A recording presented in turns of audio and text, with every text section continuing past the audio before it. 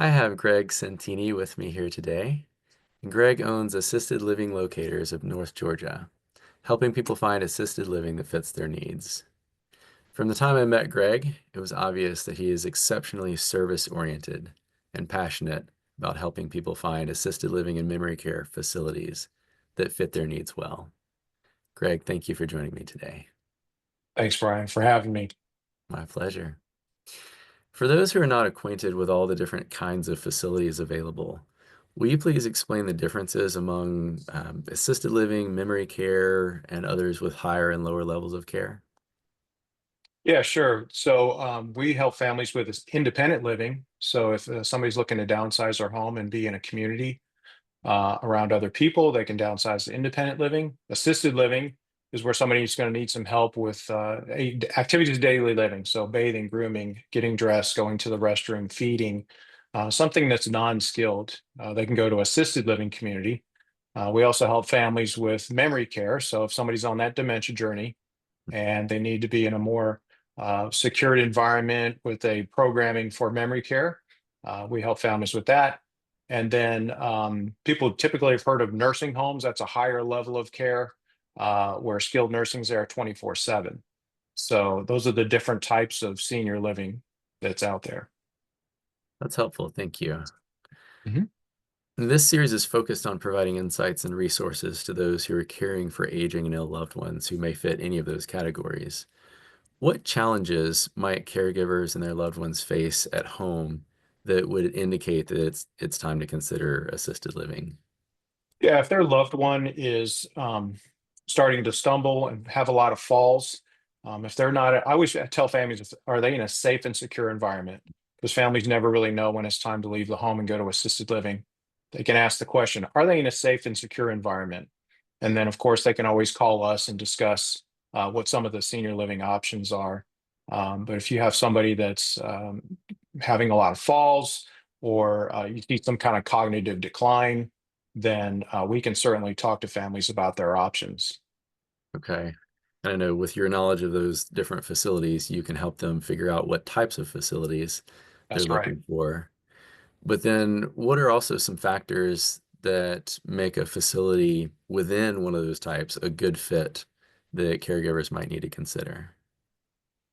Yeah, so when I'm helping my families do tours, I'm always recommending communities that have a good leadership because I think Mm, if you have good leadership at the top of that community, consistent leadership, then that will flow down to the staff.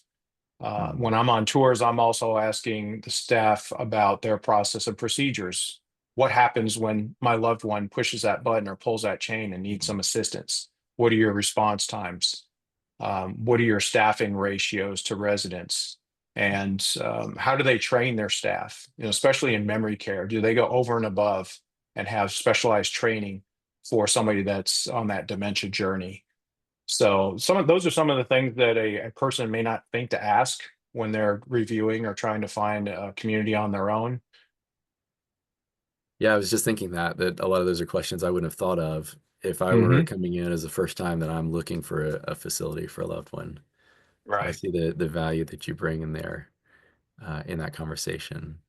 Mhm. When you help a client find a facility, what kinds of outcomes and benefits do you see for both the caregiver and their loved one once they settle into the facility?